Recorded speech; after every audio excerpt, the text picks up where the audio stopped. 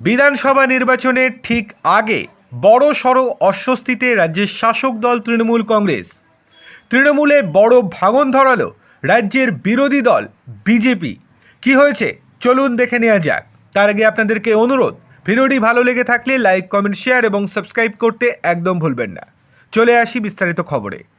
বিধানসভা নির্বাচনে দামামা বাজতে না বাজতেই দল বদলে রাজনীতিতে সরগরম ঘাটাল। অভিনেতা তথা সাংসদ দেবের নির্বাচনী কেন্দ্রে তৃণমূল কংগ্রেসে বড় ভাঙন ধরালো বিজেপি। তৃণমূলের শতাধিক মহিলা কর্মী শাসক দল ছেড়ে ভারতীয় জনতা পার্টিতে যোগদান করেছেন। তা নিয়েই চর্চা জেলার রাজনৈতিক মহলে।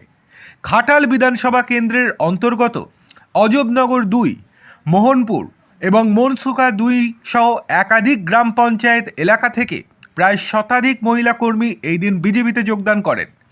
ঘাটাল সদরের বিজেপির দলীয় কার্যালয়ে এক অনুষ্ঠানের আয়োজন করা হয়। সেখানে নবাগত কর্মীদের হাতে দলীয় পতাকা তুলে দিয়ে তাদের বরণ করে নেন বিজেপি বিধায়ক শীতল কপার।